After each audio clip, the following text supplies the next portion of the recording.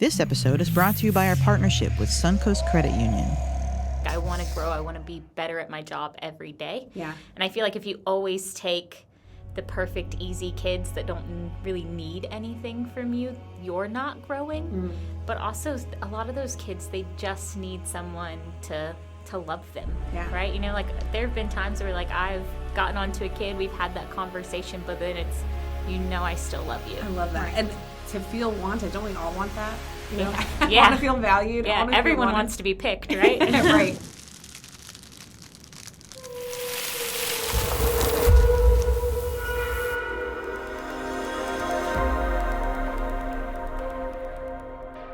Hey, welcome back to the Ignite Project. I'm Jessica Solano, Teacher Engagement Leader with Polk County Public Schools, and today we have the awesome honor of getting to have another fabulous Polk County Public Schools teacher with us, Miss Brandy Cannoy. Welcome, Brandy. Hi, thanks for having me. Yeah. So Brandy is a fifth grade teacher at one of our elementary schools, Jesse Keene Elementary in Lakeland, Florida. And Brandy, this is your second or third year teaching? Third year. Third year. Yes. So she recently graduated from Polk State College with an education degree. I even like to say that I help with that because she did one of her field studies in my class, so I got to know you in the science class and doing experiments and everything. And so did really well there, like awesome with like total leadership. I felt like watching you go through your undergrad program and becoming a teacher. And I've loved getting to see you like hit the ground running and get into mentor programs, get into all kinds of professional learning and just really just go, like full bore go, even though this is a crazy time to be a teacher, right? Yeah. Like you have just jumped in full steam. And is that like how you always are, or you kind of just like focus on in education, in my career, I'm just going to go for it? Yeah, I feel like I always I'm either 130% with something or 0%. There's no like middle, so I'm either fully committed or nothing. Yeah. And I feel like I just love teaching, and so it's always been where like most of my energy goes. Yeah.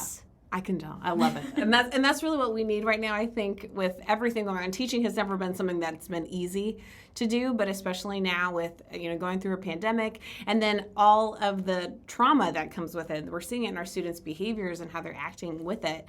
It's even more so now, I think, than previous, that we have been. And so I think it's so awesome that the topic we're really going to hit on today is about teaching that kid, right? The kid in your class that is causing these behaviors. That's the kid that you're like, oh my gosh, maybe they'll be absent today. Those kids are never absent. They're never, ever, ever absent. So focusing on how do I do this and how do I do this well? I don't want this child to just go through my classroom, right? But how do I actually make an impact so that it's not just continuing over and over and over again?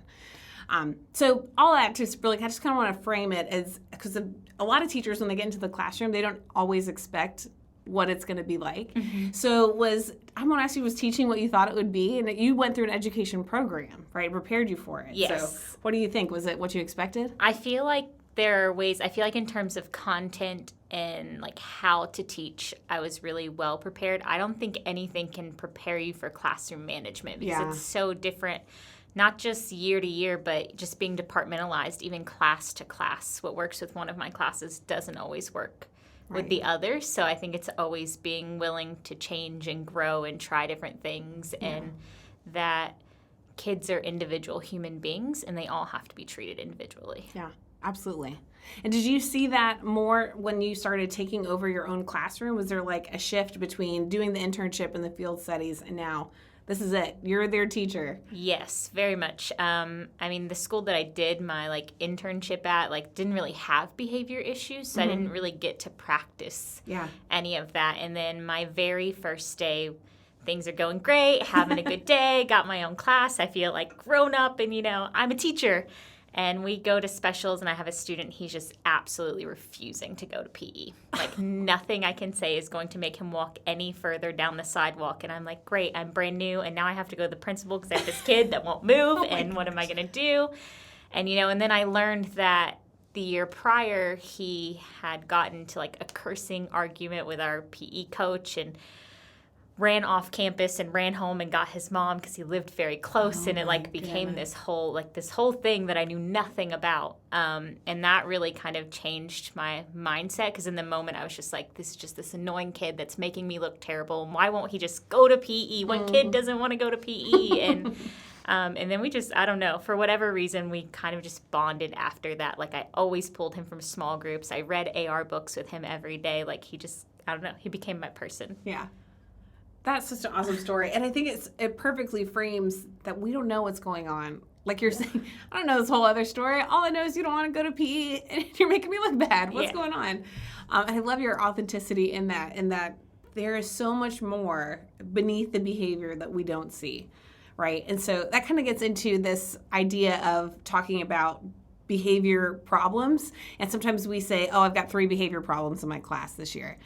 And to me, I'm like, maybe don't say I have 3 behavior problems. I have 3 students who are struggling with behavior, or 3 kids who are, having these really big behavior issues, like you were saying. Yeah.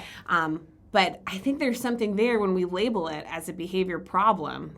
You are a behavior problem compared to you struggle with that. Yeah, of course. And I feel like, you get your roster for the year, right? And every teacher, especially because I teach 5th grade, so I'm the end of the elementary spectrum. So every teacher they've had before them has some experience or story for that student. And it's like, oh, watch out for this one and that one and this one does this thing. But sometimes it's just personality conflicts. The same way as adults, when we meet other adults, we don't always click with them. There might be someone you just don't get along with for whatever reason. So sometimes they come to me and it's completely different. And I'm like, wait, you said this kid's lazy? Yeah, he's never been lazy in my room. I would have never guessed that he was lazy. And we put those things out there and it plants a seed. And so now the teacher's like, I got this kid and I heard he's terrible, and you've already formed an opinion about someone before you've met them. Right. And I think that changes the way we approach them and ultimately affects the dynamics between you and that student in your whole classroom. Yeah, absolutely. And it's something that happens every year, and I think honestly, we have good intentions, right? Like, oh, let me see who's on your roster, and I'm going to give you the inside scoop, so that way you're not learning them all over again and starting from zero. But which is helpful, especially if you're like, hey, this mom, she really prefers to be texted versus emailed. Like stuff like that is helpful. But then you have that downside of now, like you're saying, already putting this kind of mindset in my head about this kid, where if they had come fresh, maybe they came from Alaska. Now we have no idea. We've got to figure it out. They can get a fresh start. But sometimes we're not giving these kids fresh starts because we keep going to the next teacher saying, you better watch out for that kid. Yes. Yeah. Yeah. And so that was your first year, but then as we've been talking and kind of hearing your story, you are talking about how you love getting kids who struggle with these behaviors, and you even ask for them to be in your class? Yes. So what is that? Why do you have this desire to have them in your class? I think it's because I was able to form those relationships, and I feel like that's part of wanting to grow. That's kind of why I do all the things, the mentor program, wanting to be in these other things. Like, I want to grow. I want to be better at my job every day. Yeah. And I feel like if you always take the perfect, easy kids that don't really need anything from you, you're not growing. But also, a lot of those kids, they just need someone to love them. Yeah. Right? There have been times where, I've gotten onto a kid, we've had that conversation, but then it's, I still love you. Right. And I think I have one this year that I specifically asked for. I had his brother 2 years ago, my first year. And there was a day where he didn't want to come to school because he felt like I was upset with him. And we had a conversation I asked for you. Yeah. I went to our principal and I said, I want you in my classroom. And that really changed things because I don't think he's ever felt wanted. Yeah. And I think now, he still has good days and bad days, not really behavior-wise. He's very sleepy. But other than that, behavior problems, I don't have, there's no outbursts, there's no arguments. It's just some days we're really motivated and others we're not. And we're going to get as many motivated days as we can. Yeah. I love that. And to feel wanted, don't we all want that? Yeah. Want to feel valued. Yeah, everyone wants to be picked, right? Right. And we don't know that. I think a lot of times we think as teachers that the conversations we're having, the students are not going to know about, or they don't realize that we feel this way, but they do. Yeah. They hear what you're saying when you're talking about them going down the hallway, and they might overhear a conversation you're having. And even if you're not talking about it, like you're saying, they can sense it. Mm-hmm. And you can have these tough conversations, but again, following up with, I love you. I'm so glad you're in my class. I'm so excited that you're here today. And having that element of the dynamic instead of it being great, you're here today. Yeah. Yeah. And so you told me this story about the student with the referrals. Mm-hmm. So many referrals, and then you had requested him in your class. So tell us about that story. How did that go? And he's another one who, again, the culture of our school, a lot of our students come from very large families, so the fact that I teach fifth grade, a lot of times I've had a sibling or a cousin or someone, so most of them know me prior to coming to me. And he was just, they had a really difficult family situation this summer right before that school year started, and those of us that had been at the school knew of it because, again, they're a very large family, and he needed firmness. Dad was removed from the home, and Dad was the authority. Mm-hmm. So once that was gone, there was nothing left at home. Mm-hmm. So he needed someone that wasn't going to accept his chaos, but also that was still going to love him at the end of the day. Mm-hmm. But a lot of it was just dismissal. He would stand in the hallway with me at my duty station, and we would just talk about life. Yeah. Soccer games, what he wanted to do when he got older, just what he enjoyed doing for fun, just getting to know him. But he was also really interested in learning about me as a person. And I think the fact that I was just honest with him and open with him really helped just build that connection. Yeah. And then, it got to, things were getting really bad towards the end of the year. And I was just like, I'll take him for the last 40 days of school. And, we sat, we talked, you can't get a referral anywhere. Not in my room, not anywhere at specials, not at lunch. You can get in trouble nowhere or you're going back. Right. So that, and it just, I don't know, it worked. Yeah. He had that motivation that you're seeing him and you're all on the same team. We have a plan. Yes. I love that. Awesome. And to go from so many referrals then to nothing, that speaks to the power of relationships. Yeah. And then he came back, orientation, there aren't any siblings currently in fifth grade, and he came in just to say hi, and then he was like, what seat's mine? And I'm like, anyone you want. I would happily take you. Yeah. So it's good to keep that. Yeah. That relationship. Yes. I love that. And we keep talking about this on the show, and every time it looks a little bit different, but this idea of building relationships with kids in order to help stop the behavior. And I think that sometimes, I know I've been there, where there's just this disconnect of how is me wanting to know what his favorite food is and what he does for fun at home, how is that going to help with him acting out? But it really, nothing is a magic pill, right? There's, like you're saying, they still have days. Yes, it's not of course. Perfect. Yeah. But I think it goes along with our underlying need to want to feel connected to people and want to feel like you're not a burden on people, and that someone believes in you, and the power that comes with that is just obviously something that's significant enough to be able to impact these behaviors. Yeah, I just think sometimes we forget that kids are people. Yes. Personalities, and especially by the time they get to fifth grade, they're really becoming their own person, and that's one of my favorite things about teaching fifth grade, is just watching them become individuals and develop their own interest and really coming into their personalities. And so if that means I have to go home and watch some anime show that I've never heard of in my life so I can have a 5-minute conversation about it in the morning, or watch a sporting event, whatever it is that's going to create that connection, that's going to let them know I took some of my own time to get to know something about them. Yeah. And it's worth it in the long run, because then I'm not managing behaviors all day. Right. I love that. So, and then that's a great segue, because we're talking about you're going home and you're watching these anime movies, or you're following up with them on whatever else things that they're interested in. But then also making sure that you're not getting to a point where you're burnt out either. Because as much as you are doing such a great job in building relationships, it doesn't mean it's any less hard. Am I right? Right. So what are some things that you do to be able to kind of help you keep your sanity and still be able to come back refreshed, ready to start over? I think the initial is just trying to find common interests. So I like football, I watch football, so usually that's a quick, easy go-to common. Most of my boys, for the most part, play football or into sports. That's an easy one to be like, oh, yeah. And then finding commonalities amongst my kids. The beginning of the year, I always do an about me thing. So if I've got 10 kids that are all watching this same show, it's an easy one to attack instead of trying to attack individual things. Yeah. But then it just helps day to day. Managing behavior takes a lot of work and energy, especially emotional energy. So when you're not having to invest that in a negative way, I'm putting it out a lot of energy to do these other things, but it's positive energy and not negative energy, which is far more draining for me anyhow. Yeah. So I feel like it balances itself out. And then also just thinking about getting kids that will work for you. right? Like they're always going to volunteer to help do something or make my life easier because I've built that connection with them. Yeah. I love that idea of the energy, that you're doing it anyway. We're going to be spending things energy-wise, but to do it in a positive way that's feeding into you positively and with them, because there are some days where you're just completely spent. Yes. And especially if I've gotten to the point where it's been negative, and the class is out of control, it's a full moon, whatever has happened, right? Yeah. That thing is real.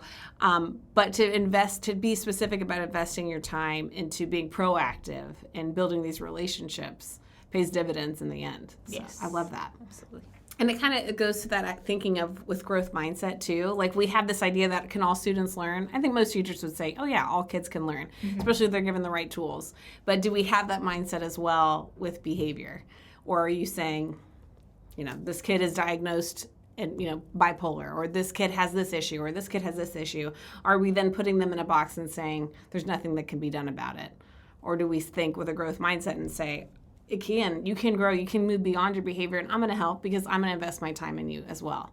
Yeah, and I think that goes back to just like realizing that they're all different people. Yeah. And that sometimes they need different things, finding out kind of what motivates an individual kid. So maybe maybe they're oppositional defiant, but they really like music. So maybe allowing them to listen to music, they will then do their work and it takes away some of that. Or if you do this thing for 30 minutes, you have 5 minutes to do this other thing that's enjoyable for you. Mm-hmm. So, and maybe, I know there are teachers like, well, I don't do that for the other 21 kids in my class. Well, the other 21 kids in your class don't need that. The same way that, not all kids need the same reading accommodations or math accommodations. I think we're really quick to meet academic accommodations and we don't think about behavior ones. Yeah, such a good point. And that is something I know I've said, like, but what about my other kids that are going to have, they're seeing him get this time, but that's not what they need. Yeah, and I think that's just being open with your kids, teaching kids about equity and equality and how that looks, and, talking about this is how we are equitable for each other in more ways than just the ones we typically see. Right.